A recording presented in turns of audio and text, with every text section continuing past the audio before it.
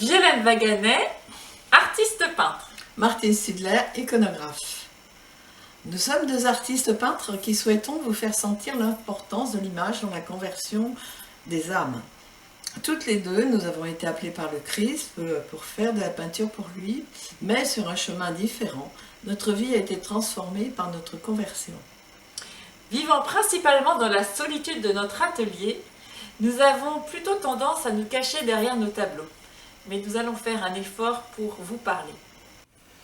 On va vous présenter 5 images de Jésus ou de la Vierge importantes. L'histoire du roi Abgar.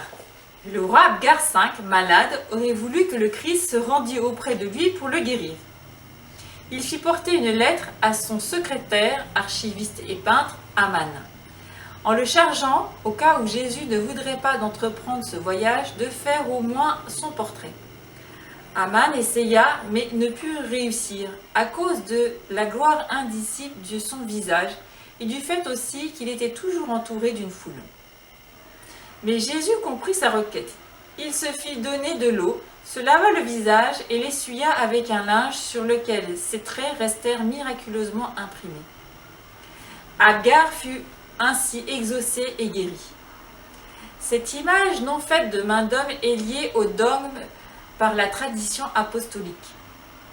Ce que nous avons entendu, ce que nous avons vu de nos yeux, ce que nous avons contemplé et que nos mains ont touché, nous vous l'annonçons, dit l'apôtre Jean. Le linge de Sainte Véronique. Alors tout le monde connaît cette jeune femme pieuse, Véronique, qui a été prise de compassion pendant le chemin de croix et qui a pris son linge pour l'essuyer le visage de Jésus. Quand elle a regardé le linge, en fait était imprimé le visage du Christ. Le Saint-Suaire. Nous avons comme relique le Saint-Suaire de Turin. Il comporte les marques de tout ce que nous connaissons relaté dans les évangiles. Il est resté plié dans le tombeau de Jésus après sa résurrection, le 3e jour après sa mort sur la croix. Le Saint-Suaire mesure 4,36 m par 1,10 m. Apparition d'une photo de l'image de Jésus. Nous avons des photos miraculeuses du visage de Jésus, du Christ. L'une d'elles est apparue à une Américaine qui, en prenant une photo d'une porte de tabernacle en Italie, découvrit qu'à la place du tabernacle était imprimé le visage du Christ en noir et blanc. Saint Luc, on le sait, était un apôtre, il était médecin et iconographe, il a été le premier à peindre le visage de la Vierge. Elle est actuellement dans la chapelle Pauline de la basilique Sainte-Marie-Majeure à Rome. Elle a été peinte sur une table fabriquée par Jésus dans l'atelier de Saint-Joseph. Elle a fait de nombreux miracles. Le pape Grégoire l'a vénérée pour arrêter l'épidémie de choléra. Et elle a été aussi également installée dans la basilique Saint-Pierre de Rome, présidée par le pape François, pendant la pandémie du coronavirus. En conclusion, Jésus a réellement voulu nous laisser des images de sa sainte face. Personne n'a vu l'image de Dieu, mais depuis que Jésus est incarné en homme, celui qui voit Jésus voit le Père. L'Église orthodoxe célèbre le jour de la Sainte Face le 15 août. Alors, on va parler maintenant des apparitions. Dans la plupart des apparitions de la Vierge Marie, elle donne des images à diffuser pour aider à transmettre son message et aider à prier. L'apparition de Sainte Faustine. Alors, Jésus dit à Sainte Faustine Kowalska, peins un tableau selon l'image que tu vois avec l'inscription « Jésus, j'ai confiance en toi ». Je désire qu'on honore cette image, d'abord dans votre chapelle, puis dans le monde entier. Je promets que l'âme qui honorera cette image ne sera pas perdue. Je lui promets aussi la victoire sur les ennemis dès ici-bas, spécialement à l'heure de la mort. Moi-même, je la défendrai comme ma propre gloire. Je désire qu'il y ait une fête de la miséricorde et je veux que cette image que tu peindras avec un pinceau soit solennellement bénie le premier dimanche après Pâques. Ce dimanche doit être la fête de la miséricorde. Bon, on va vous parler maintenant de la Mère de Dieu d'Iviron. L'icône de la Mère de Dieu d'Iviron, qui se trouve à Athos, appartenait au IXe siècle à une pieuse veuve qui habitait près de Nicée. pendant la période iconoclaste de l'Empire byzantin et sous le règne de Théophile. Les soldats envoyés partout pour détruire les saintes icônes se rendirent chez la pieuse veuve.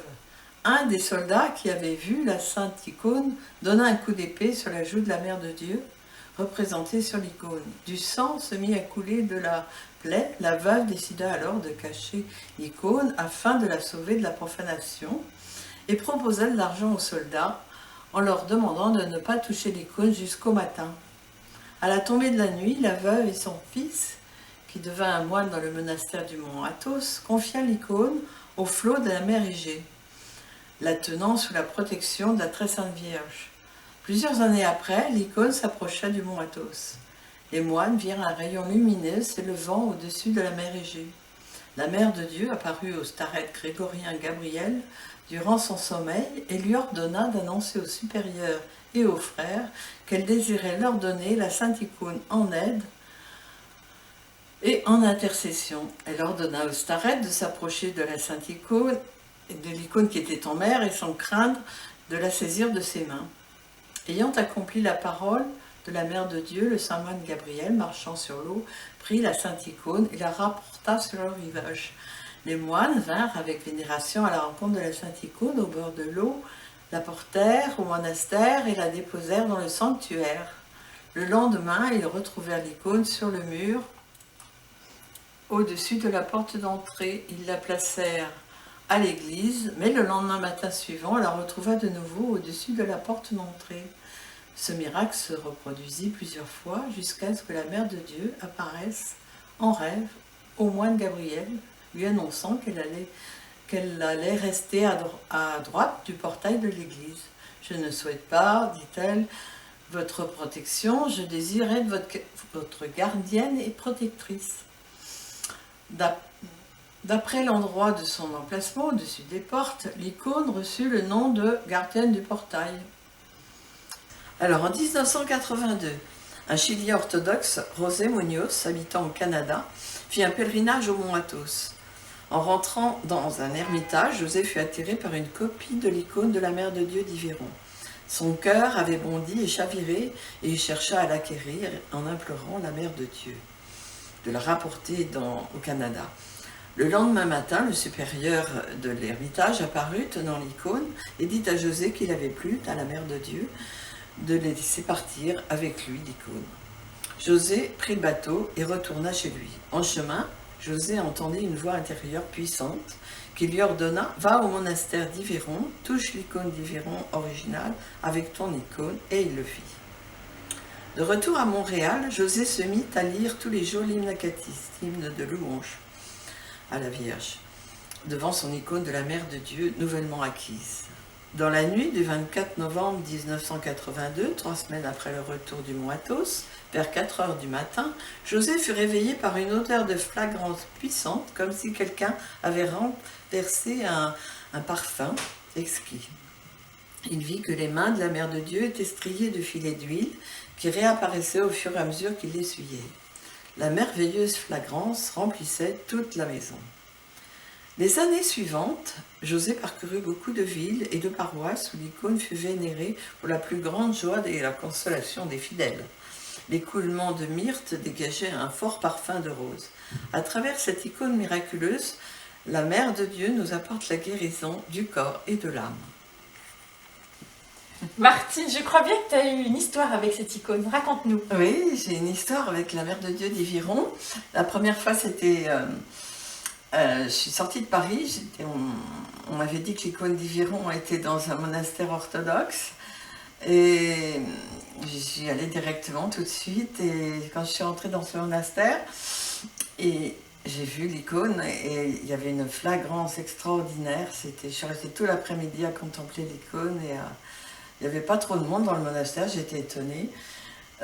Donc j'ai pu rester tout le temps à contempler cette icône toute l'après-midi. Et quand je suis repartie, je me suis dit, oh là là, je n'ai plus sentir cette icône, c'est dommage. Et je suis sortie dehors, ça sentait toujours l'icône. Et je rentre dans ma voiture, ça sentait encore plus fort. Je me dis, ah ben, c'est formidable, la Mère de Dieu m'accompagne jusque chez moi. Voilà, ça c'était la première fois. La deuxième fois, alors j'étais je devais écrire mon mémoire pour ma nullité du mariage et je n'arrivais pas à écrire et quelqu'un m'a téléphoné comme quoi la mère de Dieu d'Iviron était dans un monastère orthodoxe encore à Meudon et j'étais avec une amie, j'y suis allée et là-bas c'est pareil, on est arrivé, il y avait un hymne Acatis extraordinaire, c'était magnifique et j'ai senti encore à nouveau la flagrance de la Sainte Vierge. Et quand je suis rentrée chez moi, je suis mis tout de suite à écrire. Ma amie est venue pour prier et m'accompagner dans cette démarche. J'ai pris mon stylo, d'une traite tout a été écrit alors que je n'arrivais pas à écrire avant. Et en plus, quand mon avocat ecclésial a relu mon mémoire, il a dit « j'ai jamais vu ça, il n'y a rien à retrancher, rien à rajouter, c'est magnifique, j'ai jamais vu ça ». Si vous n'avez pas votre nullité de mariage, moi je ne suis plus prêtre, il a dit. Alors merci Seigneur. Voilà, et la troisième fois, alors c'était encore à Paris, au monastère l'église des Saints-Archanges. Et je suis rentrée avec un groupe d'orthodoxes que je connaissais dans cette église. J'ai réussi à rentrer. Et là, c'est pareil, j'ai senti l'odeur de la Sainte Vierge, j'ai monté la queue pour aller vénérer cette icône. Et moi, j'avais emporté avec moi l'icône que je venais de faire, qui était toute fraîchement peinte. Et le pape orthodoxe qui était là m'a permis de poser l'icône sur l'original, comme avait fait José Munoz. Et j'étais vraiment contente. Et puis, en plus, il me l'a béni avec son huile sainte qui sortait de l'icône et qui dégageait toute cette odeur. C'était merveilleux, quoi. Voilà. Et puis, c'est tout. Apparition de la Vierge de Pontmain. En 1871, la Vierge Marie à Pontmain est apparue en image comme un petit film. Et à la fin, elle a écrit au fur et à mesure dans le ciel. « Mais priez mes enfants, mon fils se laisse toucher. » Le miracle de Notre-Dame du Bon Conseil. Au XVe siècle, à Genesano, en Italie, une pieuse veuve nommée Petruccia, du tiers-ordre de Saint-Augustin, était profondément émue du manque de foi de son époque. Elle priait sans cesse, conjurant le Seigneur d'avoir pitié de son peuple. Une nuit, elle eut une extase pendant sa prière. La Vierge Marie lui annonça qu'une image célèbre de Notre-Dame du Bon Conseil allait arriver dans son village. La Sainte Vierge lui ordonna en même temps de lui construire un sanctuaire. La bienheureuse Petruccia entreprit aussitôt la construction de l'église. Au mois d'avril 1467, l'édifice fut terminé et Petruccia attendit avec confiance le miracle que la Sainte Vierge lui avait promis.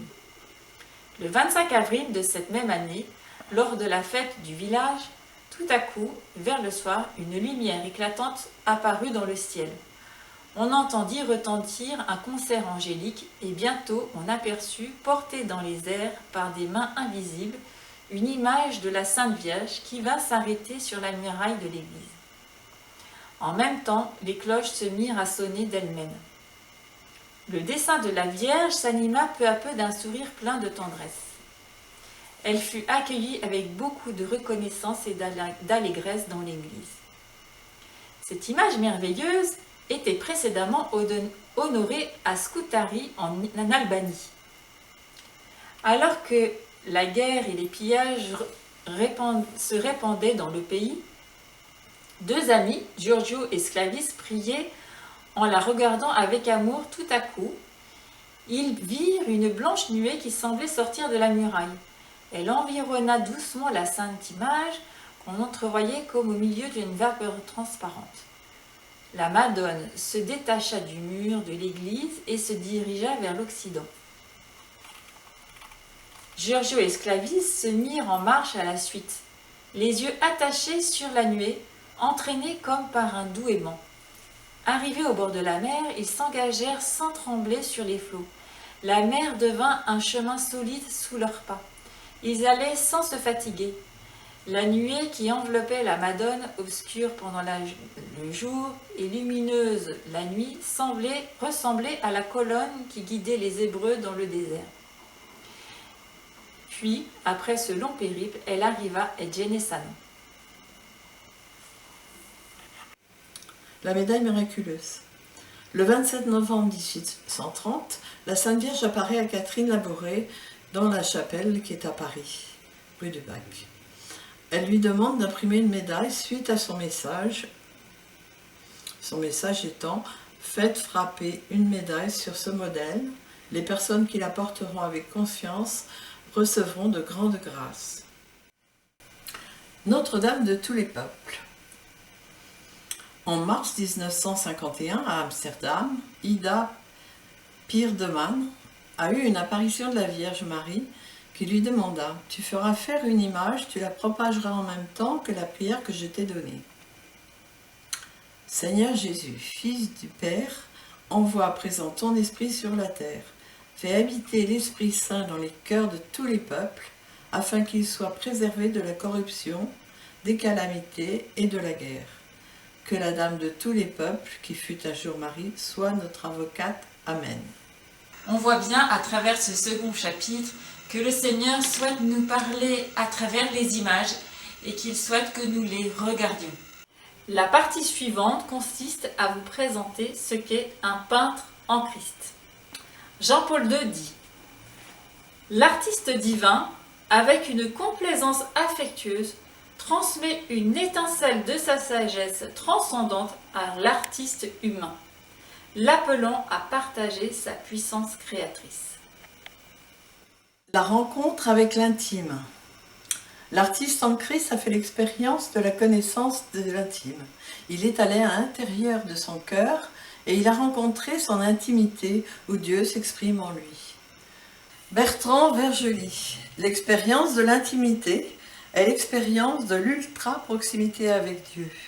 C'est dans l'intime que l'on entend parler Dieu et c'est dans l'intime que la vérité parle. L'artiste étant très sensible de nature, lorsqu'il fait la rencontre avec le Christ dans son intimité, il est tellement bouleversé et même touché qu'il n'a qu'une envie, c'est de partager cette rencontre avec les autres et annoncer la vraie vérité. Il a cette envie très profonde de sauver les autres. C'est pour cette raison d'ailleurs qu'un artiste en Christ est totalement dédié dans cette mission par le biais de l'art. Alors Violaine, raconte-nous comment tu as rencontré Dieu. Alors moi j'étais ingénieure, je travaillais beaucoup, j'avais 4 enfants. Et quand on allait à la messe le dimanche avec mon mari et mes enfants, j'étais très fatiguée, j'écoutais rien à la messe. Mais par contre, mon esprit divaguait sur les murs de l'église et je voyais toujours des belles peintures se dessiner sur les murs. Ensuite, un peu plus tard, j'ai fait une dépression. D'ailleurs, j'ai été guérie assez rapidement de cette dépression. Et dans ce moment de repos, justement, j'ai senti que le Seigneur voulait que je me dédie à la peinture. À cette époque-là, avec mon mari, on avait besoin d'argent. Ça me semblait pas possible d'arrêter et de me consacrer à la peinture. Donc, je suis retournée travailler et j'ai fait une deuxième dépression. Comme si un peu le Seigneur me demandait d'arrêter. Et là, de nouveau, j'ai senti cet appel pour la peinture. Et à partir de ce moment-là, du coup, j'ai essayé de travailler la peinture. Et toi, alors, raconte-nous. Alors, moi, ça a commencé quand j'étais petite, déjà. Quand j'étais petite, j'avais dans le cœur de peindre pour guérir les gens. Je voulais vraiment faire ça. Et puis, plus tard, c'est à l'occasion de la communion de mon fils, mon fils m'a demandé si je croyais en Dieu, donc j'ai dit oui à Dieu ce jour-là. Et après, donc du coup, je m'étais dit, il faut que je retourne à l'église. Et un jour, donc, je suis retournée à l'église, peu de temps après, et je me suis retrouvée dans la grande paroisse, une grande paroisse immense, à Sainte-Odile, avec un prêtre que je trouvais un télo, beaucoup de monde, et moi, c'est tout le contraire que j'aime. Donc ça ne me plaisait pas beaucoup et je disais au Seigneur, il n'y a rien qui me plaît ici, mais je reste pour toi quand même. Et quand j'ai dit ça, le prêtre s'est mis à dire une phrase qui m'est rentrée dedans. La phrase disait, demandez, vous recevrez. Et je répétais cette phrase en rentrant chez moi le soir. Et du coup, je suis partie dans ma chambre, j'ai fermé la porte, je me suis mis à genoux et je me suis dit, je vais prier Dieu et demandez, vous recevrez, voilà, mais j'ai donné. Alors à Dieu mes bonnes choses de ma vie, je voulais lui remettre ma vie, et puis je lui donnais, j'ai compris qu'il fallait que je donne les mauvaises choses aussi, donc voilà. Et quand j'ai donné les mauvaises choses au bon Dieu, le ciel s'est ouvert, il y a eu une grande joie dans le ciel, j'ai entendu les anges qui chantaient, je chantais avec eux, c'était une effusion extraordinaire, j'avais l'impression d'être dans le ciel, comme tout s'ouvrait. C'était extraordinaire, j'étais transportée, ma voix qui chantait faux s'est mise à chanter juste, je disais des choses que je ne connaissais pas, des langues que je ne connaissais pas, je traduisais pas, enfin bon, c'est un truc de fou. Et puis il y a eu un laps de temps où je ne sais pas ce qui s'est passé entre Dieu et moi, je sais qu'il s'est passé quelque chose de spécial, et à la fin j'ai dit à Dieu, je recommencerai parce que je sens que ça te fait plaisir, mais je crois que là il a bien dû rigoler. Et puis le lendemain matin, je me suis dit, Mamma mia, qu'est-ce qui s'est passé cette nuit? Je crois que je suis devenue folle.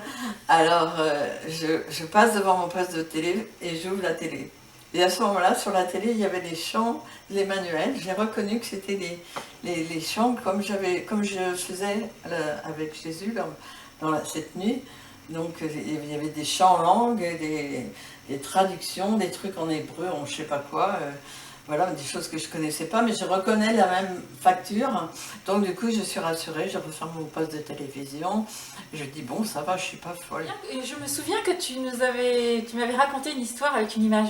Ah oui, l'histoire avec l'image, oui. Je sortais d'une retraite, faite à Paray-le-Monial, et j'avais dit à Jésus, ben écoute, moi j'ai pas ta photo pour faire des icônes, comme je travaillais dans la pub. Je dis, ben, je ne ferai pas d'icône. Si tu veux que je fasse des icônes, il me faut ta photo.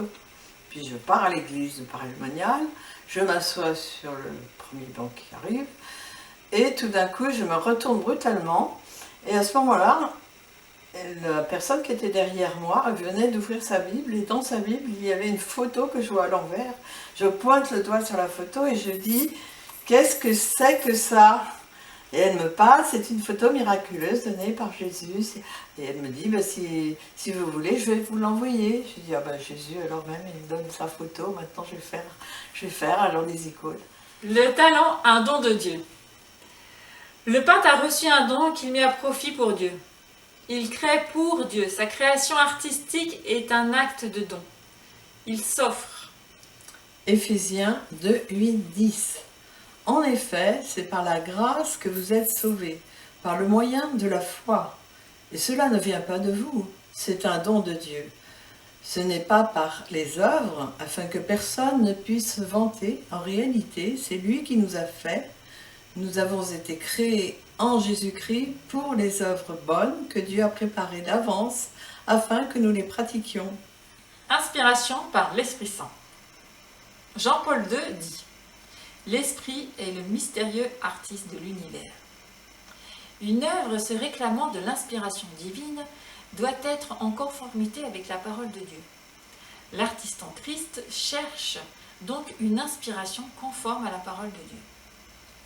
Il est à l'écoute de l'Esprit Saint qui peut lui révéler les œuvres bonnes préparées à l'avance par Dieu. Jean-Paul II dit: entre l'Évangile et l'art, il y a une alliance féconde. En effet, chaque intuition artistique authentique va au-delà de ce que perçoivent les sens. Et en pénétrant la réalité, elle s'efforce d'en interpréter le mystère caché.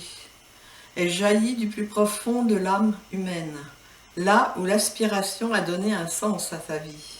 C'est une expérience partagée par tous les artistes que celle de l'écart irrémédiable qui existe entre l'œuvre de leurs mains, quelque réussie qu'elle soit, et la perfection fulgurante de la beauté, perçue dans la ferveur du moment créateur. Ce qu'ils réussissent à exprimer dans ce qu'ils peignent, ce qu'ils sculptent, ce qu'ils créent, n'est qu'une lueur de la splendeur qui leur a traversé l'esprit pendant quelques instants. Le croyant ne s'en étonne pas, il sait que c'est ouvert devant lui, pour un instant, cet abîme de lumière qui a en Dieu sa source originaire. Alors je vais vous raconter une vision que j'ai eue un jour à la messe. C'était l'évangile des noces de Cana. Lorsque le prêtre a levé le corps du Christ, j'ai dit dans mon cœur au Seigneur, Seigneur, faites qu'il y ait l'unité des religions chrétiennes. Et puis ensuite, quand le prêtre a levé le calice, j'ai dit au Seigneur, Seigneur, faites qu'il y ait un dialogue entre toutes les religions du monde. Et à ce moment-là, j'ai énuméré les religions, l'hindouisme, le bouddhisme, et voilà, etc. Et à ce moment-là, j'ai vu le sang du Christ sortir du calice et déborder comme un torrent sur tous les peuples. C'était magnifique. C'est passé assez vite d'ailleurs, ça allait très vite, comme si ça coulait à flot. Et à ce moment-là, je me suis dit, c'est incroyable cette image, c'est extraordinaire. Alors ensuite, je me suis dit, bon bah voilà, il va falloir que j'en fasse quelque chose de cette image, je vais essayer d'en faire une peinture. Et c'est compliqué de faire quelque chose qui est si merveilleux. Et donc ça m'a pris longtemps avant de traduire cette image en peinture. Et finalement, voilà, j'ai fait cette image que vous voyez à l'écran. Luc 34-35. L'Esprit Saint viendra sur toi et la puissance du Très-Haut te prendra sous son ombre. François Cassine-Génob dit « Il y a l'ombre de l'aile de l'esprit, mais l'ombre ne fait pas tout. Précisément, ce n'est pas son rôle de faire. Elle passe dans ce qui est en train de se faire, dans ce qui se fait, mais elle ne fait pas. Elle opère, mais ne fait pas. Elle passe, elle opère. Enfin, parfois, pas toujours. D'ailleurs, l'oiseau n'aime pas à fréquenter ceux qui ne font rien. L'Esprit Saint, l'éducateur, fuit la feintise, fainéantise aussi. La création artistique demeure quelque chose de très modeste, de très fragile, de très faillible. Je descendis chez le potier et voici qu'il travaillait autour. Mais le vase qu'il fabriquait fut marqué comme cela arrive à l'argile dans la main du potier. Il recommença et fit un autre vase. C'est un moment pascal de mort et de résurrection. Alors un jour, j'ai fait une petite icône de la Vierge Marie. Elle n'était pas très grande et elle est venue mais très très rapidement, tellement rapidement que je me suis demandé si c'était moi qui l'avais faite à la fin et je l'admirais comme si ça m'était complètement inconnu. J'avais une impression vraiment très étrange en me demandant si c'était bien moi qui l'avais fait. François Cassin-Gérard. Les mains restent malgré tout insaisissables dans leur tour de passe-passe, dans le libre cours de leur agilité. Il y a des hommes, comme ça, qui semblent avoir des oiseaux à la place des mains. Artiste pierre vivante de l'Église. L'artiste en Christ est avant tout un disciple de Jésus avant d'être un artiste. Il est un pécheur pardonné, devenu un disciple et un artiste, selon les capacités que Dieu lui a confiées, afin qu'il les mette au service du corps du Christ. Il est autant une pierre vivante que n'importe quel autre chrétien, membre de la maison spirituelle. Il est l'Église dont il contribue comme chacun à son édification. La vie spirituelle de l'artiste. Il est engagé dans une progression dans la sainteté. Il cherche activement à mener une vie sainte pour plaire à Dieu. Il se laisse transformer par Dieu, modelé sous la main du grand artiste. L'artiste en Christ laisse de plus en plus de place à l'Esprit Saint en lui. Le dépouillement de soi est une réalité que le disciple en Christ doit apprendre dans sa vie de tous les jours. Il doit lutter contre son ego et laisser de plus en plus de place en lui au Christ. Il demeure dans l'humilité, il ne surévalue pas l'importance de son moi dans sa création. Plus l'artiste s'abandonne au Christ, plus l'expression de son art devient libre. Il y a un parallélisme entre la progression spirituelle et la progression artistique. Plus l'artiste travaille son art et sa foi, plus il renaît. Genèse 1,26. Puis Dieu dit, faisons l'homme à notre image, à notre ressemblance. L'artiste, son époque et sa culture. Il trouve son identité en Christ et non dans son environnement culturel. L'impulsion créatrice d'un artiste en Christ ne doit pas être d'abord liée à sa culture ou à la mode du moment, mais bien à sa foi. Il doit avoir le courage de ne pas être politiquement correct, autant au niveau de son message que dans sa technique. Il s'inscrit tout de même dans une époque et parle pour son époque. Romains 12:2. Ne nous conformez pas au monde présent, mais soyez transformés par le renouvellement de l'intelligence, afin que vous discerniez quelle est la volonté de Dieu, ce qui est bon, agréable et parfait. L'artiste en Christ est libre en Christ. Il doit rester dans les limites de ce qui lui permet la Bible et l'Esprit du Seigneur. Il a la responsabilité morale vis-à-vis du récepteur dans son action de création. L'artiste doit de produire une œuvre de qualité dont l'esthétisme puisse accrocher le regard. L'artiste en Christ doit capter le premier regard. Il ne doit pas négliger la concurrence de l'art profane.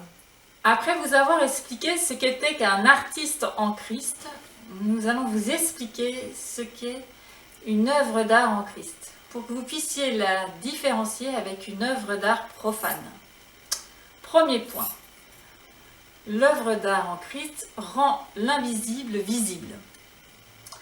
L'art a la capacité de mettre le spectateur en présence des réalités spirituelles, celles qui ne sont pas perceptibles à l'œil nu. L'artiste devient un dévoilement du mystère de Dieu. L'invisible existe et le peintre en Christ en est convaincu.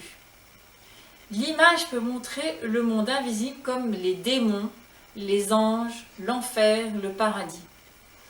Montrer le monde invisible entraîne le récepteur vers un monde surnaturel. Les artistes ont mis des codes visuels à ce monde invisible. Les anges n'ont pas forcément des ailes. Colossiens 1, 15, 16.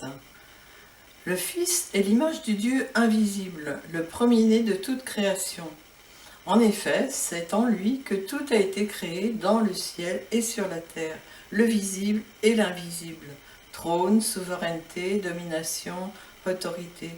Tout a été créé par lui et pour lui. 2 Corinthiens 4, 18. Ainsi, nous regardons non pas ce qui est visible, mais ce qui est invisible, car les réalités visibles sont passagères et les invisibles sont éternelles. Un autre point, témoignage de l'artiste. On perçoit vraiment, dans l'œuvre quelle qu'elle soit, la chair de l'artiste. L'artiste s'incarne dans son œuvre.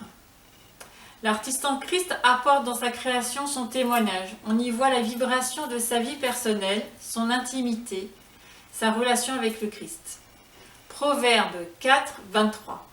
Garde ton cœur plus que toute autre chose, car de lui jaillissent les sources de la vie. Troisième point, la vérité et la vie. L'œuvre en Christ met aussi en image le chemin, la vérité et la vie, comme annoncé par le Christ. L'artiste peut essayer de chercher la beauté dans son œuvre, mais ce n'est pas un critère en soi pour définir une œuvre en Christ. La beauté est un critère personnel. Chacun a sa forme de beauté esthétique. L'homme est naturellement attiré vers le beau, car il lui donne du plaisir et une paix intérieure. La beauté naturelle est souvent supérieure à la beauté artistique. L'homme ne peut pas faire aussi beau que la nature. En regardant quelque chose de beau, l'homme n'est pas en conflit intérieur. Il est tout entier en adhésion avec ce qu'il voit. Il n'a pas besoin de critères pour dire que c'est beau. L'émotion est le seul critère de son jugement. Il vit une harmonie intérieure. Quand on est intimement touché par la beauté, cet émerveillement nous donne une confiance en soi. Un soi ouvert qui donne envie de partager ce moment savoureux. Ce surgissement d'enthousiasme nous guérit et nous permet aussi d'affronter et de dépasser les défis cruciaux que pointe à l'horizon. Le ressenti du beau est vraiment similaire au ressenti vécu lors de la conversion. La manifestation de Jésus est aussi une manifestation du beau. La beauté renvoie à la transcendance. Jean-Paul II dit « La beauté est la clé du mystère et elle renvoie à la transcendance. Elle est une invitation à savourer la vie et à rêver de l'avenir. Plus je lis la Bible et plus je lis la vie des saints, et plus j'ai l'impression d'être remplie d'une certaine beauté qui donne une saveur à ma vie. Et je pourrais dire que la beauté est comme une douce caresse de l'âme. Et toi? Eh bien j'ai lu un livre un jour sur la vie de Saint Charbel. Je ne lisais pas forcément beaucoup, mais alors j'ai passé toute la nuit à lire ce livre. J'ai terminé très tard le lendemain matin. Et en fermant le livre, j'ai dit à Saint Charbel Marlouf que je voulais de son huile parce que j'ai vu qu'il y avait une huile qu'il donnait au Liban. Et voilà. Et puis, alors le lendemain matin, je devais aller dans une conférence. Et dans la conférence, il y a un dominicain qui est arrivé, et qui m'a pris à part et qui m'a dit « Martine, j'ai quelque chose pour toi ». Alors qu'est-ce qu'il avait pour moi? Il sort de sa poche de l'huile de Saint Charbel Marlouf qui est au Liban. Ben voilà, j'avais été exaucée, j'en revenais pas parce que c'était vraiment complètement inattendu.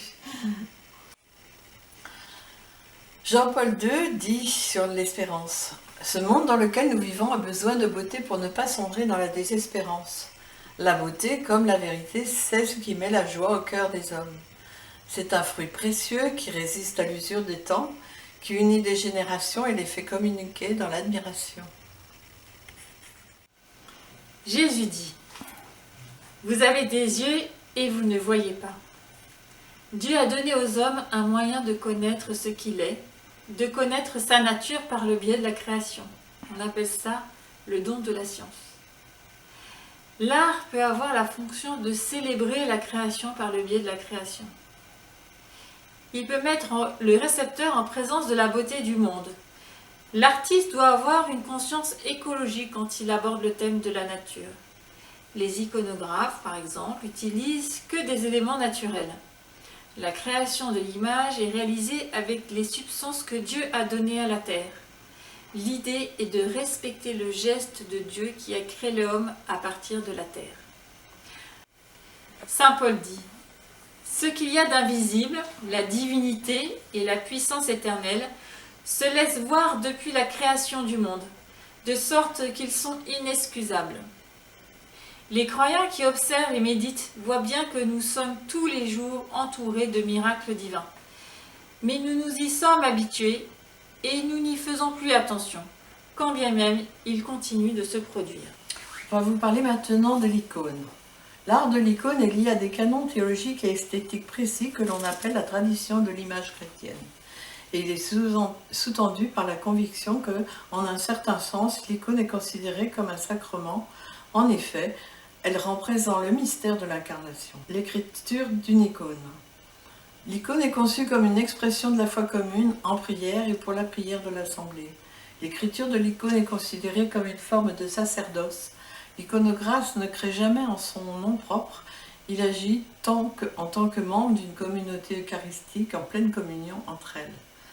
Il ne produit pas d'image pour lui-même, ni pour manifester sa foi ou exprimer ses sentiments religieux.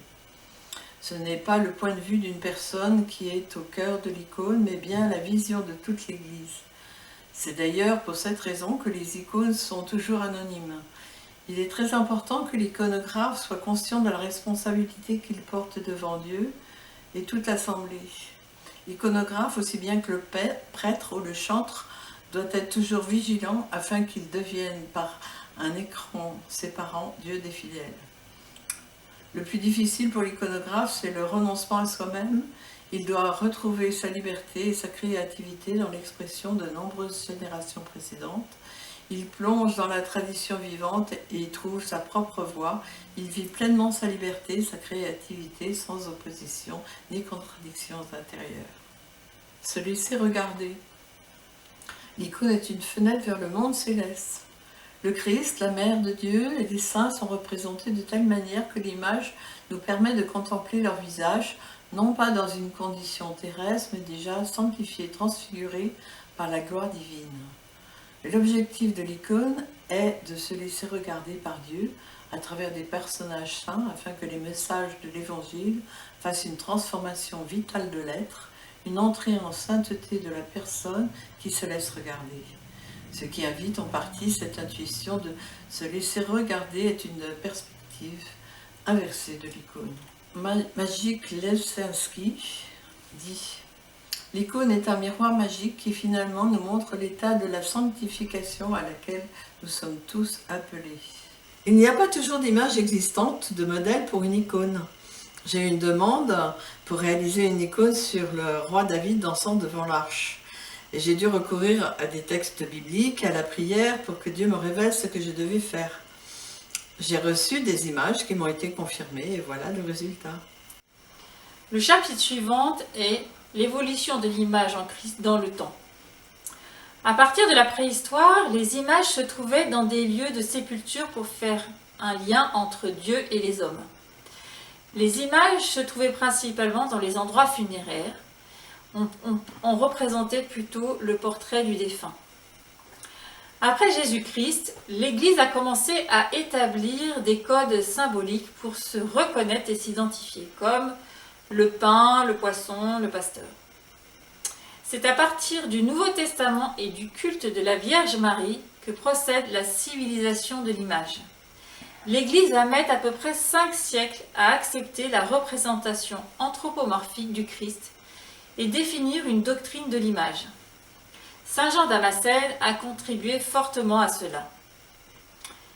Le patrimoine artistique s'est enrichi au cours des siècles et compte une abondante éclosion d'œuvres d'art sacré qui témoignent d'une haute inspiration et remplissent l'admiration même des observateurs aujourd'hui. Les musées sont remplis d'art sacré dans le monde. On constate que ces grandes œuvres d'art sacré ont presque perdu leur mission première d'évangéliser et se mélangent dans le profane. Les conférenciers cassent le vrai message chrétien des œuvres. L'image catholique a évolué avec le temps. Parallèlement aux icônes, on est passé de la peinture classique réaliste à la peinture moderne, de mise en présence qui fait appel à l'interprétation. La Bible aussi délivre un sens. Elle est orientée par une signification. Mais le chemin d'accès au sens, à la signification, est parfois interprétatif aussi. L'interprétation de l'œuvre moderne en Christ doit être sage à l'image de notre Maître et donc concilier une orientation par une signification claire et une démarche interprétative proposée. C'est vrai qu'il est intéressant de mettre une explication à côté d'une œuvre d'art en Christ. Le message donné par l'image doit être explicite en Christ. François Pestier dit « Se cantonner au réalisme marque le refus de la nature divine qui est à la fois réelle et spirituelle. Choisir l'abstrait ou le conceptuel et refuser l'incarnation. La logique de l'art catholique nous mène vers un art figuratif non réaliste pour tenir compte des deux natures du Christ. » Chapitre suivant, la protection par les images. D'abord le scapulaire. Le scapulaire est un vêtement porté par des personnes qui veulent se mettre sous une protection, soit celle du Sacré-Cœur, soit la Vierge Marie, soit Saint Michel-Archange. C'est un vêtement lié à un ordre religieux qui se fait imposer par un prêtre et peut être remplacé par une médaille, voilà, un scapulaire qu'on porte devant et derrière. Image, protection des maisons. Exode 12, 7, 13. On prendra du sang de l'agneau et on le mettra sur les poteaux et sur les linteaux de la porte des maisons où l'on le mangera. Le sang vous servira de signe sur les maisons où vous serez. Je verrai le sang et je passerai au-dessus de vous. Et il n'y aura point de plaie qui vous détruise quand je frapperai le pays d'Égypte. Les images religieuses ont un rôle de protection des maisons. À l'époque, les gens mettaient une croix au-dessus du lit conjugal, dans les pièces de la maison. Et également, il y avait toujours une croix au-dessus du tableau de classe. Les signes religieux sont une prolongation de la consécration du lieu à Dieu. Chapitre suivant, la prière. L'homme a une certaine faiblesse. Il a besoin d'images pour fixer son attention et l'aider à prier. La représentation de l'image permet d'apprendre ce qu'il faut adorer. L'icône n'est pas vénérée pour elle-même, mais elle renvoie au sujet qu'elle représente. Même si nous avons une prière intérieure, on a besoin de se raccrocher toujours à des images dans son imaginaire. Dans l'imaginaire de la prière, les images ne sont pas toujours nettes, mais il y a un désir profond de les voir nettes. Et on sait qu'un jour, elles deviendront nettes. C'est comme un voile qui cache.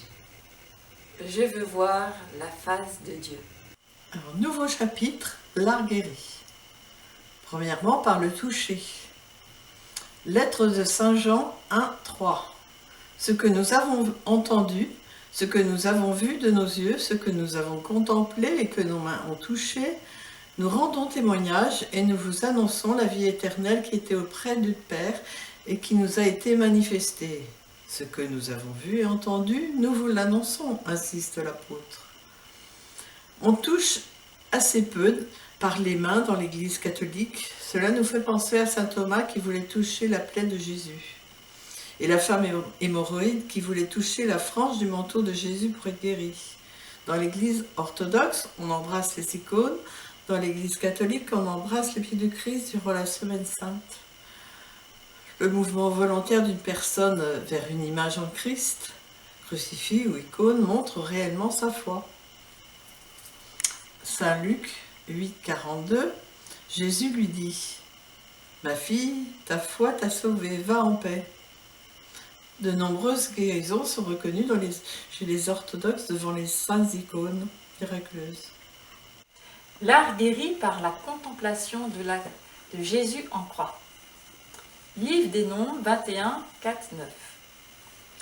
Le peuple vint vers Moïse et dit « Nous avons péché en récriminant contre le Seigneur et contre toi. Intercède auprès du Seigneur pour qu'il éloigne de nous les serpents. » Moïse intercéda pour le peuple, et le Seigneur dit à Moïse « Fais-toi un serpent brûlant et dresse-le au sommet d'un mât.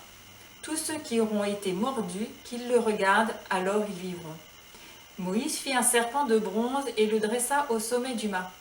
Quand un homme était mordu par un serpent, et qu'il regardait vers le serpent de bronze, il restait en vie. L'Ancien Testament annonçait à cette époque la crucifixion de Jésus sur la croix. Jean 3, 13, 17.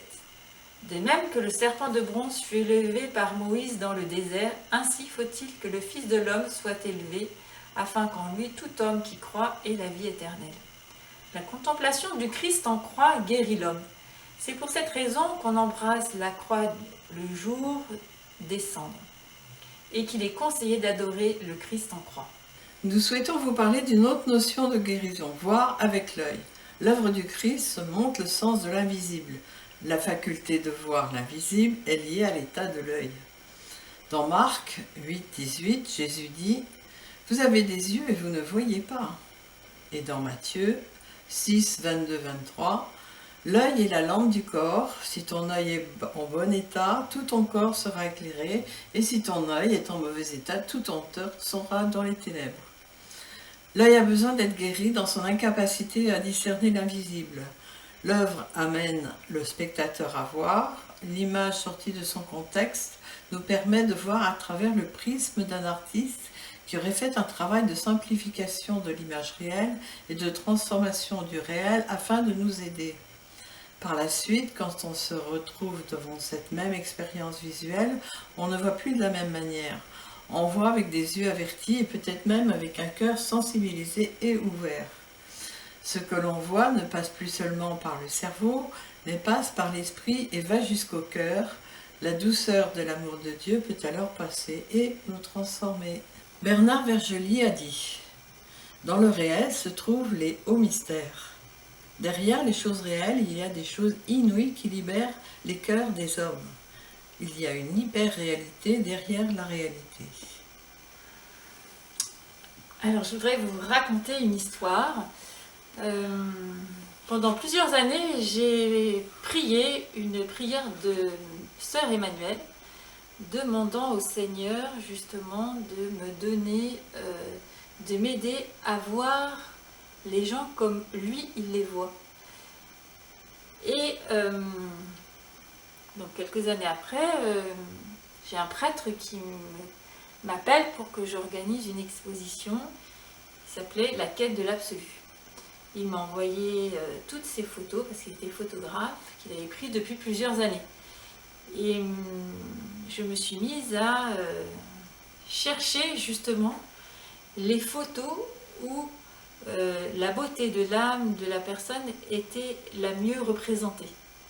À force de regarder ces personnes du monde entier et de chercher la profondeur de leur cœur, je me suis mise à voir d'une manière complètement différente les gens que je rencontrais dans la rue. Je les voyais en fait seulement avec leur beau côté. Je ne voyais plus pratiquement plus leur physique, on va dire.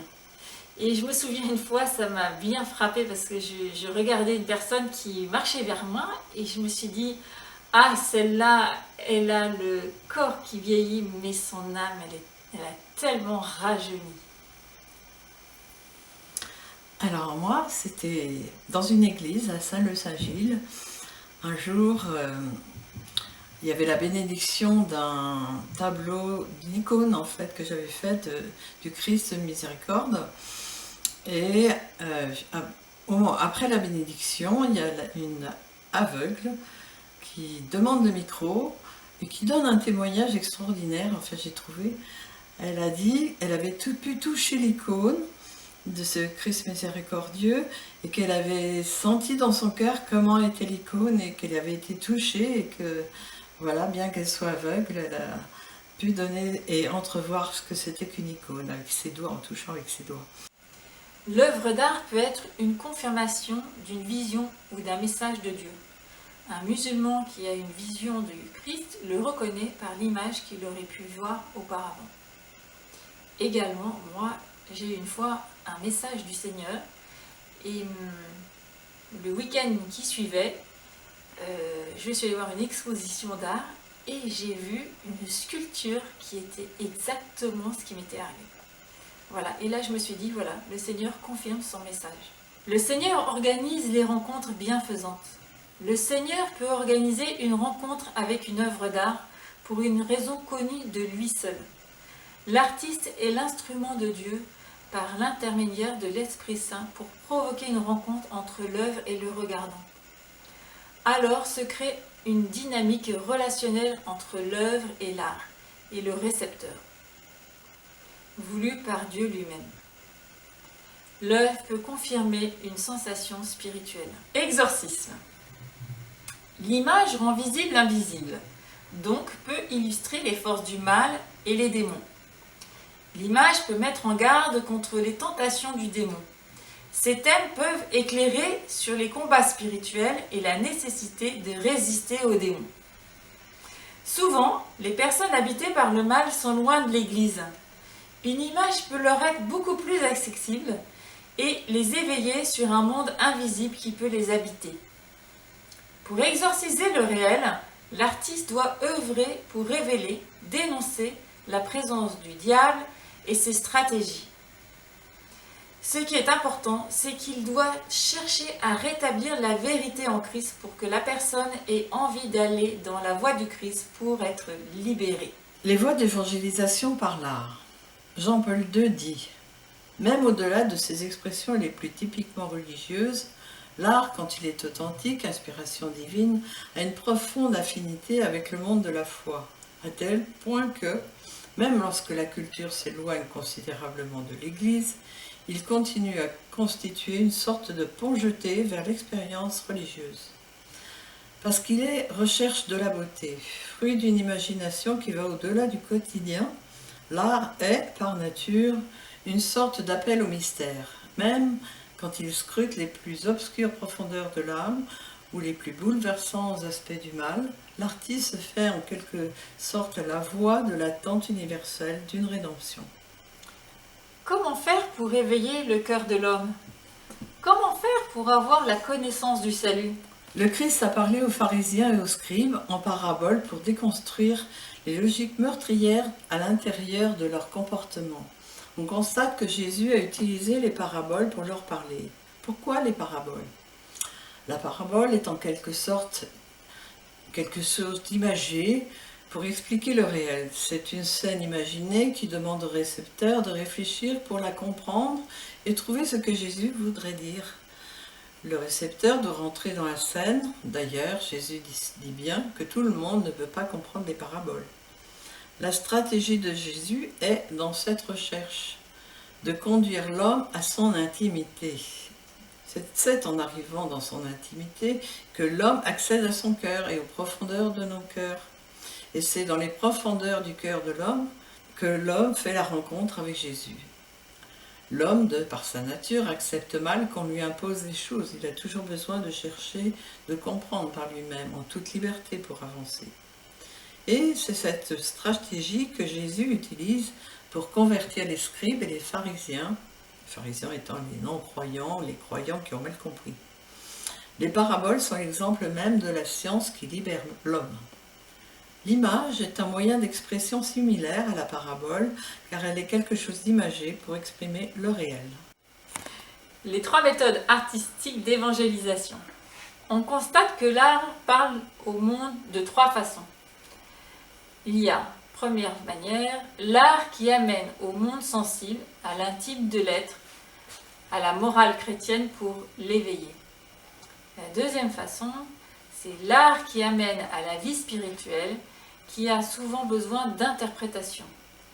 Troisième manière, c'est l'art explicite de la parole de Dieu, utilisé pour le catéchisme et la prière. Chacune de ces méthodes prend l'être humain là où il en est, et lui parle à la mesure de ce qu'il peut voir et comprendre. Chacune de ces méthodes est comme un petit caillou amenant petit à petit la personne vers le chemin de la conversion. En silence, en patience, en douceur. L'image évangélise de la même manière que Dieu nous parle, c'est-à-dire dans le silence, la patience et la douceur. L'œuvre est offerte à la contemplation et le regardant découvre la lenteur de la contemplation. Il vit une sorte de pause dans le temps. Il est mis en présence de ce qu'il regarde, mais il n'est pas impliqué. Il est pris par l'image et en même temps, il est totalement libre. Le regardant a trouvé une place dans l'œuvre. Il se l'approprie. L'œuvre d'art contemporaine laisse de la place au regardant pour qu'il trouve lui-même une partie du mystère de l'œuvre. Cette imprégnation du regardant lui permet d'ouvrir son intimité en secret sans que personne ne le sache ou intervienne. La personne est entièrement à la disposition du Christ. C'est aussi une occasion d'avoir le temps, parfois inattendu, de réflexion sur l'existence, sur la manière dont on exerce sa responsabilité dans la vie. Matthieu 16, 15. Et d'après vous, qui suis-je ? L'œuvre d'art en Christ peut renverser le questionnement et demander au regardant : Et toi, qui me regardes, qui es-tu ? Où en es-tu avec ton humanité ? Où en es-tu concernant ta relation avec celui qui voudrait être ton Dieu ? Oui, l'œuvre d'art en Christ peut devenir un extraordinaire lieu d'arrêt pour un questionnement salutaire. L'évangile visuel. Grâce à l'apport de l'art visuel, la connaissance de Dieu se manifeste mieux et la prédication de l'évangile devient plus facile à saisir par l'intelligence des hommes. L'image dit vite ce que le texte dit longuement. Le père Marie-Dominique Chenu dit : les réalisations artistiques constituent à leur manière non seulement des réalisations artistiques, mais de véritables lieux théologiques. Avant l'évangélisation se faisait par le visuel car les gens ne savaient pas lire en fait. Évangéliser en s'adaptant à sa culture. L'artiste en Christ est un disciple qui s'inscrit dans une époque et doit parler à son époque. Matthieu 28, 19. Allez donc, faites de toutes les nations des disciples. L'artiste en Christ doit atteindre l'autre dans sa différence et doit pouvoir parler à tous les peuples et leur culture. 1 Corinthiens 9, 22. Je me suis fait tout à tous afin d'en sauver de toute manière quelques-uns. L'art annonce que Jésus sauve. L'artiste en Christ fait l'expérience de la vie comme un don de Dieu. Il renaît en Jésus-Christ. Ses œuvres sont un témoignage vibrant de la vie faite à travers son être entier. Il est affirmatif à exalter la vie. Cette plénitude de vie va aussi à la rencontre du récepteur qu'elle présuppose. Ce témoignage, à travers l'œuvre d'art, annonce que Jésus est le sauveur de nos vies sur terre et dans la vie éternelle. Avec ce type de témoignage kérigmatique, le récepteur ne se perd pas dans l'univers des signes dont il ne détient pas forcément la clé. Il revient à l'origine qui est Dieu et qui donne la vie. Il peut vivre une expérience de présence et une expérience de transcendance. Jean 5, 26 dit « En effet, tout comme le Père a la vie en lui-même, ainsi il a donné au Fils d'avoir la vie en lui-même. » 1 Jean 5, 12 « Celui qui a le Fils a la vie. » Et Jean 3, 3 Jésus dit « À moins de naître de nouveau, personne ne peut avoir le royaume de Dieu. » Pourquoi n'y a-t-il plus d'images religieuses dans les domiciles? La laïcité est rentrée dans les domiciles en même temps que s'est développée progressivement une forme d'humanisme caractérisée par l'absence de Dieu et souvent par une opposition à lui.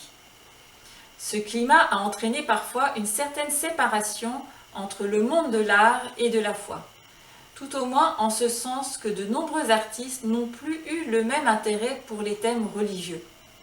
Les acheteurs se sont eux aussi détournés de l'art religieux. La situation d'aujourd'hui fait ressentir que les gens n'assument plus d'afficher leurs croyances ou même il y a une sorte d'indifférence. Il est étonnant de voir de nombreux foyers chrétiens n'ayant plus de signes religieux dans leur salle de réception ou même dans leur chambre. Pourtant, l'image évangélise vos enfants, lance des sujets de discussion spirituelle avec vos amis. Pourquoi se priver de ce moyen d'évangélisation si simple et qui ne demande pas de travail? Il faut se rappeler tout de même les paroles de l'Évangile, où Jésus parle à Zachée, collecteur d'impôts. Luc 19, 5, 9. Lorsque Jésus fut arrivé à cet endroit, il leva les yeux et dit à Zachée, « Zachée, hâte-toi de descendre, car il faut que je demeure aujourd'hui dans ta maison. » Jésus lui dit, « Le salut est entré aujourd'hui dans cette maison, parce que celui-ci est aussi un fils d'Abraham. Car le Fils de l'homme est venu chercher et sauver ce qui était perdu. » Dans la vie missionnaire de Jésus, on constate très souvent qu'il entre dans les maisons, à commencer par les noces de Cana. En mettant une œuvre d'art en Christ dans votre maison, c'est comme si vous laissiez entrer Jésus dans votre maison, puis progressivement dans votre vie. Pour redonner confiance à l'évangélisation par l'image, nous vous proposons quelques idées faciles à mettre en œuvre dans vos paroisses. Première idée, développer les Vierges ou les Christ pèlerins. Dans ma paroisse, en effet, on a décidé de prendre l'icône de Notre-Dame du Bon Conseil et de la faire voyager chaque semaine dans une nouvelle famille. Et pour faire venir des gens non-croyants, on a demandé à la personne qui accueille l'icône d'aller chercher ses voisins le mercredi soir à 8 h du soir pour prier devant l'icône. Et les paroissiens pouvaient également s'associer à ce moment de prière. Alors on peut aussi proposer des expositions artistiques et religieuses, organiser des expositions dans les paroisses, mais préférablement dans les lieux laïcs, pour accéder aux non-croyants. Faire des expositions dans des prisons, des hôpitaux, des maisons de retraite, en fait des lieux où il n'y a pas forcément l'évangile. Troisième idée, dire aux chrétiens qu'il faut mettre des images chez eux, les éduquer, les informer. Il faut que les prêtres se positionnent et expliquent à leurs fidèles les vertus de l'art pour la conversion. On peut aussi distribuer des images à la sortie de la messe et dans la rue. Il est préférable d'associer un texte à l'image. On peut également développer les images des saints pour les prénoms des enfants, à vendre dans les kermesses, les fêtes laïques, les marchés, les fêtes de Noël. On peut aussi distribuer des images pour les sacrements. Et puis bien d'autres idées qui nous viendraient à l'esprit pour évangéliser. Nous vous remercions pour votre écoute et nous espérons que cela vous a convaincu. Et Jésus, est-ce que tu as envie d'entrer dans leur domicile?